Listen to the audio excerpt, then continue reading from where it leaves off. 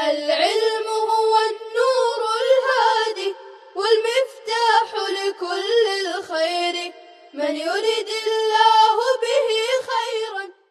بسم اللہ الرحمن الرحیم. الحمد للہ رب العالمین. الحمد للہ حمدا کثیرا طیبا مبارکا فی.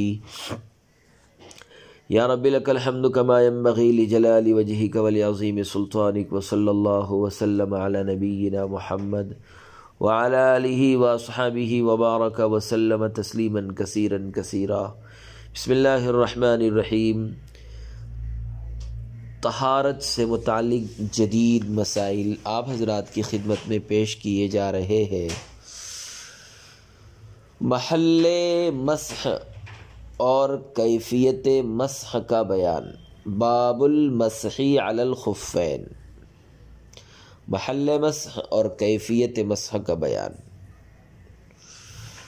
مسح دونوں موضوع کے ظاہری حصے پر ہے، اس حال میں کہ انگلیوں سے خط کھینچتے ہوئے اس طرح شروع کرے کہ پاؤں کی انگلیوں سے پنڈلیوں کی جانب کھینچ لے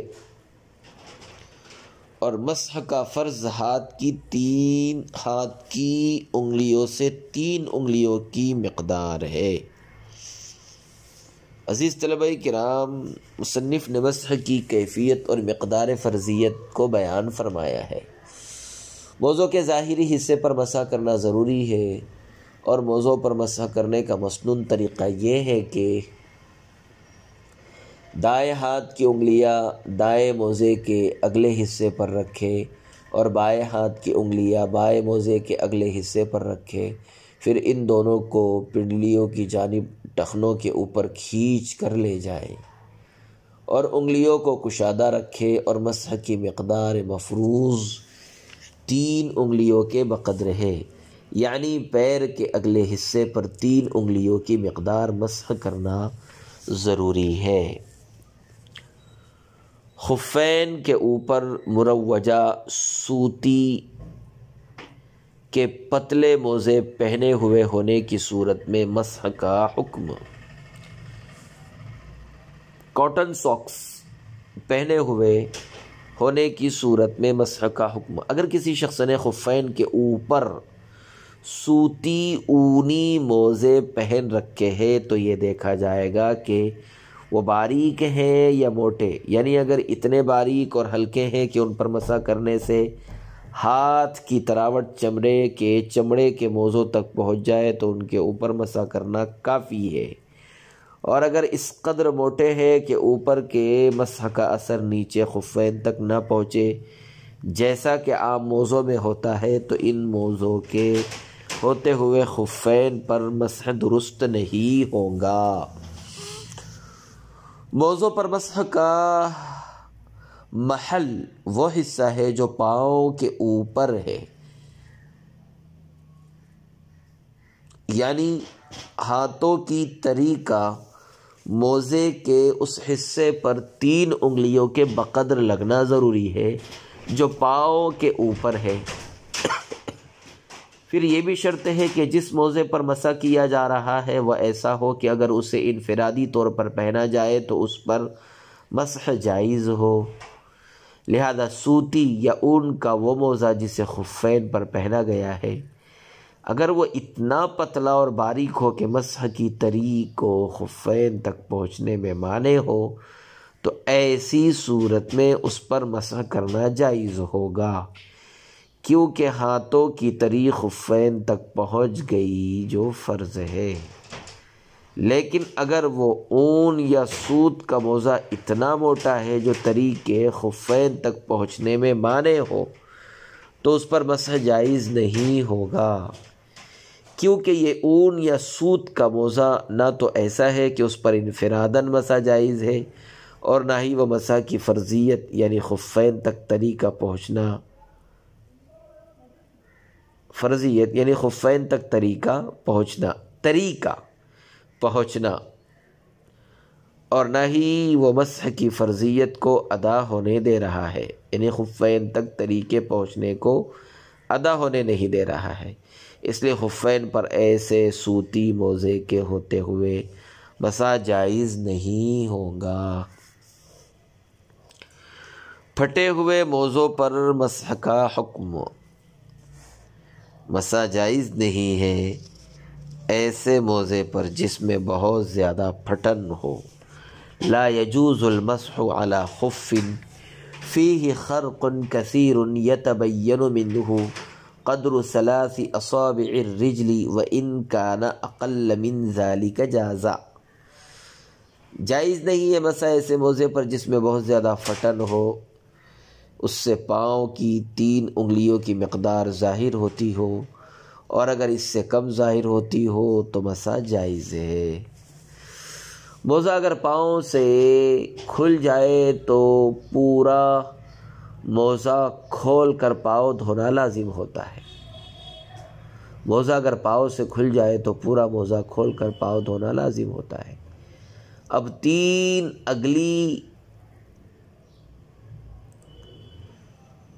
3 انگلی پھٹنا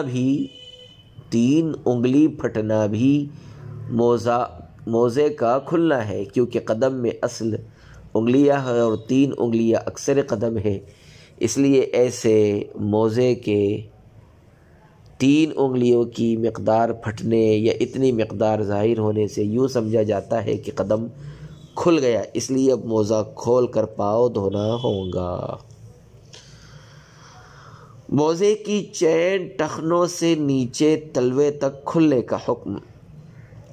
آج کل ٹھنڈیوں کے موسم میں چمڑے کے جو موزے پہنے جاتے ہیں ان میں ایک طرف سے چین ہوتی ہے جو اوپر سے موزے کے اس حصے تک ہوتی ہے جو حصہ تلوے سے متصل ہوتا ہے۔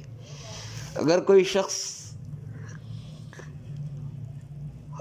کوئی شخص مسح کے بعد اس چین کو پیر کے تلوے تک کھول دے تو اس کا مسح ٹوٹ جائے گا۔ اگر حالت وضو میں ہے تو پیروں کو دھو کر موزہ پہننے کا حکم ہے، اور اگر حالت وضو میں نہیں ہے تو موزہ نکال کر مکمل وضو کرنا لازم ہوگا۔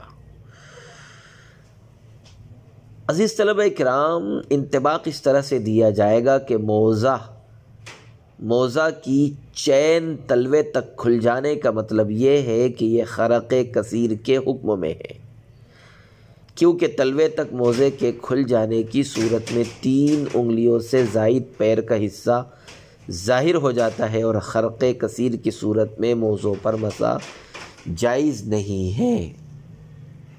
لہذا اگر کوئی شخص مسح کے بعد اس چین کو پیر کے تلوے تک کھول دے تو اس کا مسح ٹوٹ جائے گا۔ جرموق کا بیان۔ ومن لبس الجرموق فوق الخف مسح علیہ۔ جس نے موزے پر جرموق پہن لی تو وہ اسی پر مسح کرے۔ جس نے موزے پر جرموق پہن لی تو وہ اسی پر مسح کرے۔ جرموق یا موق اس موزے کو کہتے ہیں جو اچھے موزے کی حفاظت کے لیے اس کے اوپر پہنتے ہیں، تو گویا کہ دونوں موزے ہی ہے، اس لیے جرموق پر مسح کر سکتا ہے، اور جرموق پر مسح کرنے کے لیے وہی شرائط ہے جو موزے پر مسح کرنے کے لیے ہیں۔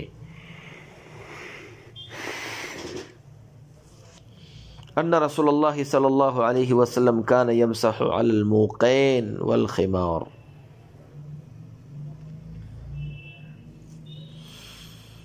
سوتی جراب پر پہنے ہوئے بوٹ پر مسح کا حکم۔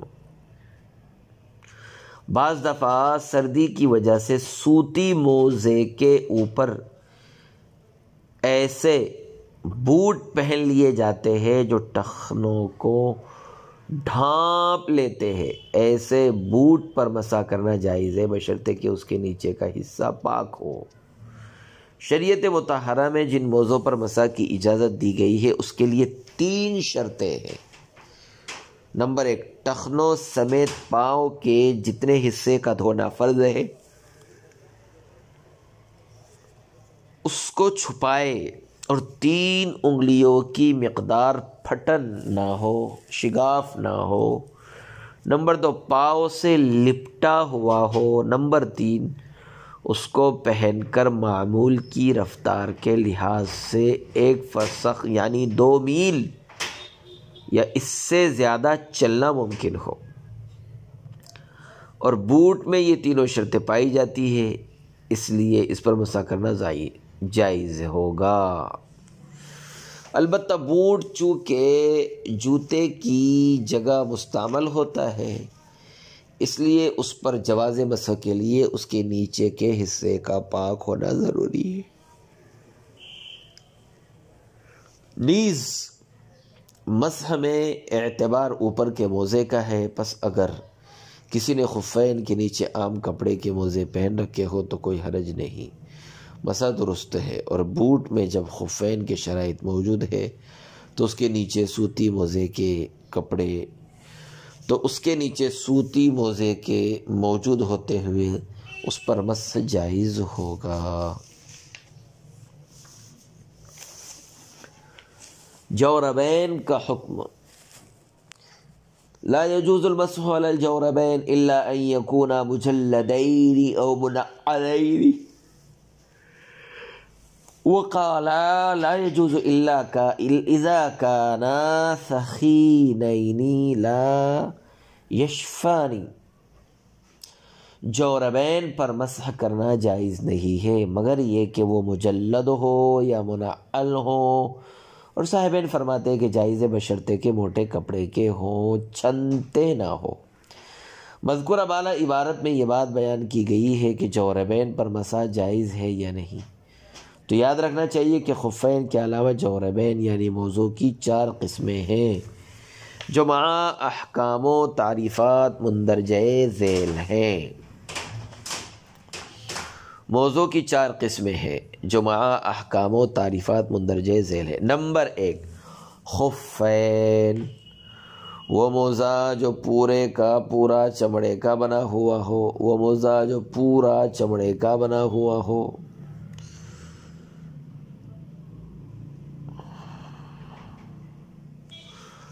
اس کو خف کہا جاتا ہے، وہ موزہ جو پورا کا پورا چمڑے کا بنا ہوا ہو، اس کو خف کہا جاتا ہے، اس پر مسح کرنا بالاتفاق جائز ہے۔ جوربین مجلدین، وہ موزہ جو سوت اور اون کا بنا ہوا ہو اور اس کے نیچے اس کے اوپر نیچے چمڑا لگا ہوا ہو۔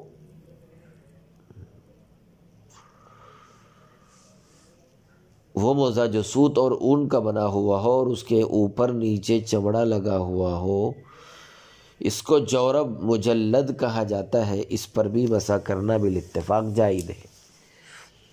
جوربین منعلین، وہ موزہ جو سوت اور اون کا بنا ہوا ہو اور صرف نیچے کی جانب چمڑا لگا ہوا ہو، اس کو جورب منعل کہا جاتا ہے، اس پر بھی مسح کرنا بالاتفاق جائز ہے۔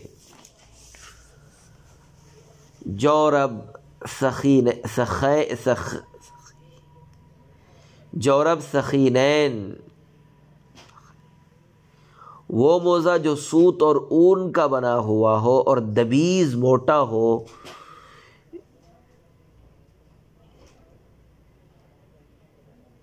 اس کو جورب سخینین کہا جاتا ہے، اور اس پر مسح کے جائز ہونے کے لیے 4 شرطیں ہیں۔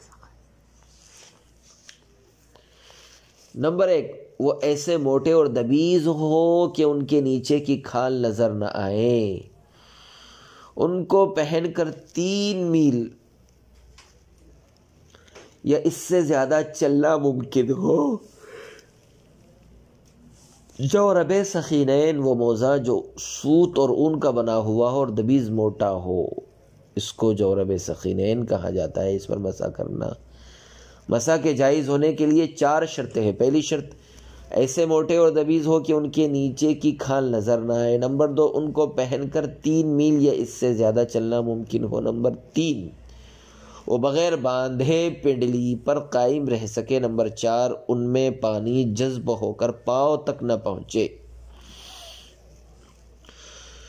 نمبر 5، سوت یا اون کا بنا ہوا موٹا، سوت یا اون کا بنا ہوا اور موٹا نہ ہو۔ سوت یا اون کا بنا ہوا ہو اور موٹا نہ ہو، اس پر بھی اتفاق مسح جائز نہیں ہے۔ اسی کو کتاب میں ذکر کیا گیا، لا یجوز المسح علی الجوربین،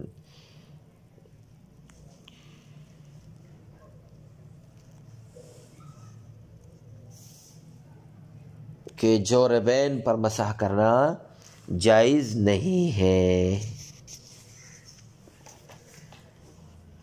عزیز طلبہ کرام، نائلون کے موزے پر مسح کا حکم۔ آج کل جو نائلون کے موزے استعمال ہوتے ہیں وہ بالکل رقیق اور پتلے ہوتے ہیں، اس لیے ان پر مسح کرنا جائز نہیں ہے۔ جوربین موزوں پر جواز مسح کے لیے ضروری ہے کہ یا تو وہ مجلد ہو یا منعل ہو، یا پھر وہ موٹے اور دبیز ہو جس میں چاروں شرطیں پائی جاتی ہو۔ نمبر 1، پیروں کی کھال نظر نہ آئے۔ نمبر 2، ان کو پہن کر 3 میل یا اس سے زیادہ چلنا ممکن ہو۔ نمبر 2، ان کو پہن کر 3 میل یا اس سے زیادہ چلنا ممکن ہو۔ نمبر 3، بغیر باندھے پنڈلی پر قائم رہے۔ نمبر 4، ان میں پانی جذب ہو کر پاؤں تک نہ پہنچے۔ ظاہر سی بات ہے کہ نائلون کے موزے نہ مجلد ہوتے ہیں نہ منعل ہوتے ہیں، اور نہ ہی ان میں مذکورہ شرائط پائے جاتے ہیں۔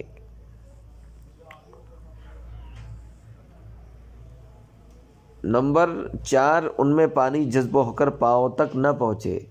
ظاہر سی بات ہے کہ نائلون کے موزے نہ مجلد ہوتے ہیں اور نہ ہی منعل، اور نہ ان میں مذکورہ بالا شرائط اربع پائے جاتے ہیں، اس لیے ان پر مسح جائز نہیں ہوگا۔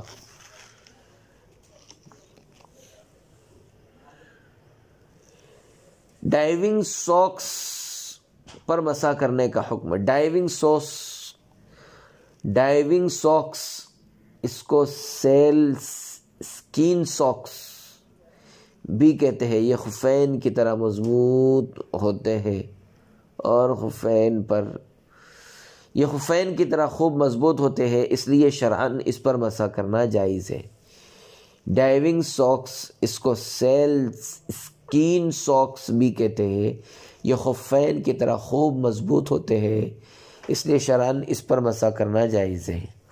موضوع پر جواز مسح کے جو شرائط ہے وہ ساری کی ساری ڈائیونگ ساکس میں علی وجہ الکمال پائی جاتی ہے۔ مثلاً یہ ساکس ساتر للکعبین، یعنی دونوں ٹخنوں کو چھپائے ہوئے ہوتے ہیں، متمسک بغیر استمساک ہوتے ہیں، اور جو دھاگے ربڑ وغیرہ ان میں باندھنے کے لیے ہوتے ہیں وہ موزے کا جز ہوتے ہیں، خارج نہیں ہوتے ہیں۔ 1 فرسخ میل بغیر جوتے پہنے ہوئے چلنا ممکن ہے، نیز وہ اتنی صلابت والے ہوتے ہیں کہ ان میں پانی سرایت بھی نہیں ہوتا ہے۔ بنا بری ان ڈائیونگ ساکس پر مسح کرنا شرعاً جائز و درست ہوگا، کیونکہ جب کسی شے میں کسی دوسری شے کی شرائط پائی جاتی ہے تو وجود شرائط کی وجہ سے اس کا حکم اس شے کا ہی ہوتا ہے جس کی وجہ سے وہ شرائط ہیں۔ عزیز طلبہ اکرام، جبیرہ پر مسح کا بیان۔ یجوز علی الجبائر وان شدها علی غیر وضوء۔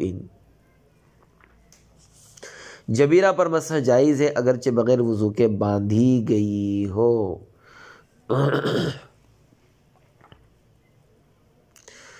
جبیرہ پر مسح جائز ہے اگرچہ بغیر وضو کے باندھی گئی ہو۔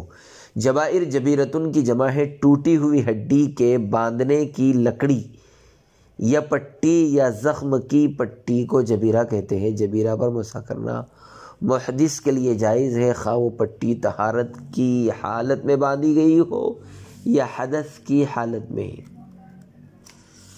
عزیز طلبہ کرام، اعضاء پر لگے ہوئے پلاسٹر پر مسح کرنے کا حکم۔ ہاتھ، پاؤں یا دوسرے اعضاء کے ٹوٹ جانے کی صورت میں ڈاکٹر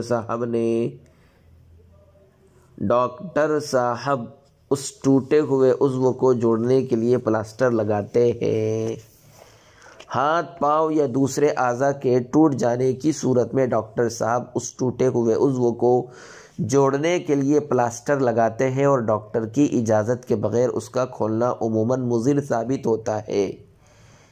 اور اگر مضر ثابت نہ بھی ہو لیکن بار بار اس کو کھول کر باندھنا مالی اعتبار سے بھی نقصان کا باعث ہے، اور اس ذبیحہ سمی کے میں مٹی اور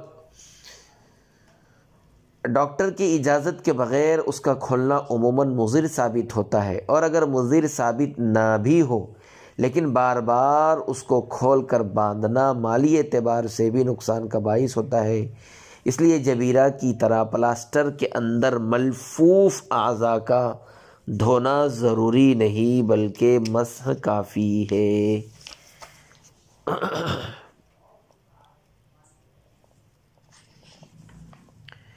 پلاسٹر پر جبیرہ کی تعریف اور مقصود دونوں باتیں صادق آتی ہیں۔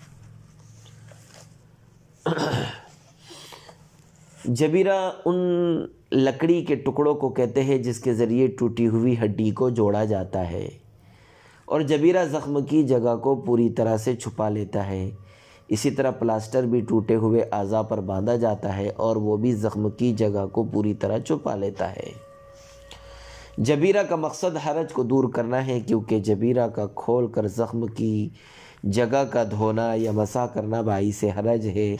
اسی طرح پلاسٹر پر بھی مسح کا مقصد دفع حرج ہے، کیونکہ پلاسٹر کو ڈاکٹر حضرات ایک متعین وقت کے لیے باندھتے ہیں، اس وقت سے پہلے اس کا کھولنا باعث ضرر ہوتا ہے۔ چنانچہ جب معلوم ہو گیا کہ پلاسٹر پر جبیرہ کی تعریف اور اس کا مقصود دونوں صادق آتے ہیں تو پلاسٹر پر مسح بھی جائز ہوگا۔ زخم پر لگی ہوئی ڈریسنگ پٹی پر مسح کرنے کا حکم۔ بسا اوقات اعضائے انسانی پر کسی زخم کی وجہ سے بطور علاج ڈاکٹر حضرات اس پر ڈریسنگ پٹی لگاتے ہیں۔ زخم پر لگی ہوئی ڈریسنگ پٹی پر مسح کرنے کا حکم۔ بسا اوقات اعضائے انسانی پر کسی زخم کی وجہ سے بطور علاج ڈاکٹر حضرات ڈاکٹر اس پر ڈریسنگ پٹی لگاتے ہیں۔ اگر پٹی نکل کر زخم پر مسح کر گئی تو اگر پٹی نکل کر زخم پر مسح کرنے سے تکلیف ہو تو پٹی کے اکثر حصے پر مسح کرنا ضروری ہوگا، اور اگر صورتحال ایسی ہو کہ پٹی پر مسح کرنا بھی ضرر رساں ہو تو پھر بوجہ مجبوری اس کا ترک کرنا جائز ہوگا۔ ڈریسنگ پٹی پر مسح کی اجازت بغرض رفع حرج ضرورتاً دی گئی ہے، اور ضرورت محل زخم کے دھونے یا مسح کرنے پر قادر نہ ہونا ہے،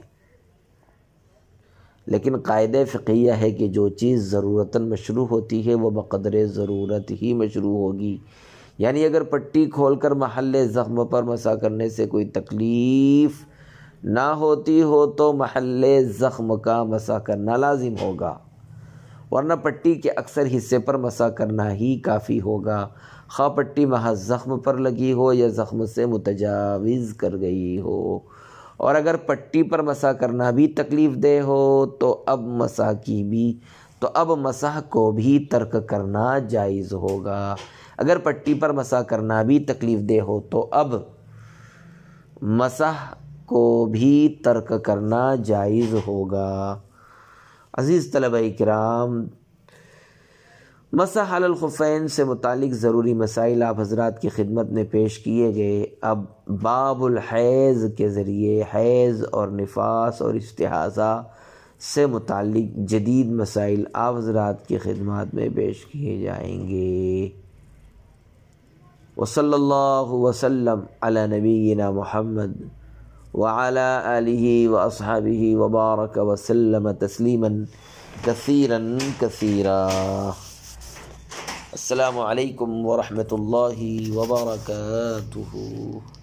السلام عليكم. لا تنسوا الاعجاب بالفيديو والاشتراك في القناة تشجيعا لنا لنستمر بنشر المزيد إن شاء الله.